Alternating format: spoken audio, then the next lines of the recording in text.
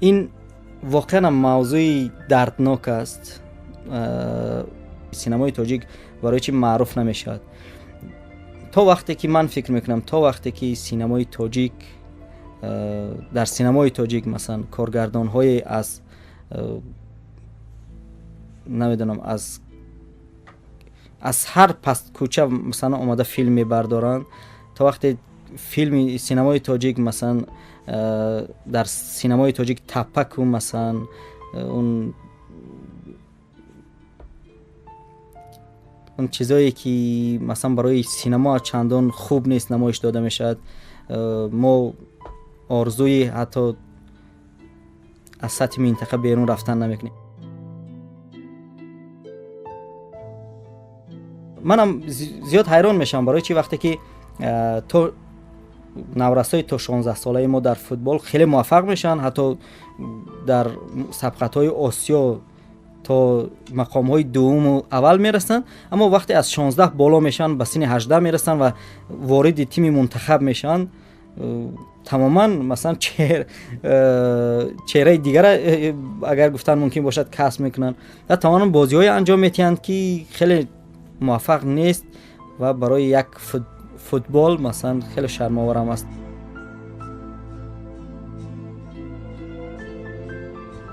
من اصلا دوست دارم در موضوع سیاسی نوشتن، اما تلاش میکنم در هر موضوع سیاسی هم که باشد حداقل یک کمی طنز اونجا باشد. سوال حساسی همین است که دیسرنت راست گفت یا دروغ گفت. من زیاد میخوام که خودی همون قهرمان های دیسرنت مثلا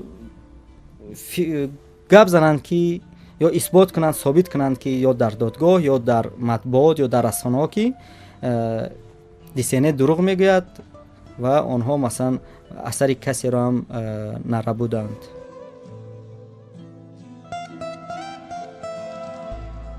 مثلا بعضی حرفای هست که شاید همسرم نمیدوند اما من به والدانم گفتم، یا شاید والدان نمیدونن من به یک دوستم گفتم. یعنی این چیزی که مثلا کاملا کسی نداند نیست. اگر که پیشنهاد شود که رئیس کمیته تلویزیون و رادیو قبول میکنم و فکر میکنم که میتوانم که مثلا رادیو و تلویزیون تاجیکستان با همون سطحی که ژورنالیستیک تقاضا میکند، سطح کسبی، شاید که میتوانم با همون سطح رسانده.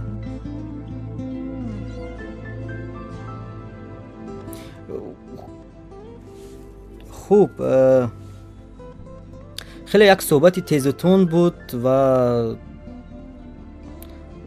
عجیب این بود که من راحت در آمدم پیشش و قبول کرد و گفتم که میخوام صحبت کنم مصاحبه.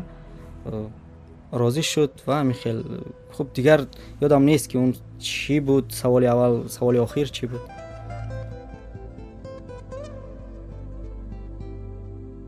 من 10 سال است که آرزو دارم یک تلویزیونی موسیقی فرهنگی تأسیس دادن، اما فکر میکنم که این آرزوی است که عملی نمی شود در حال حاضر.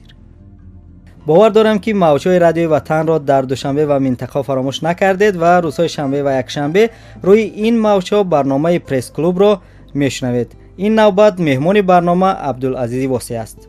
انتظار میشویم.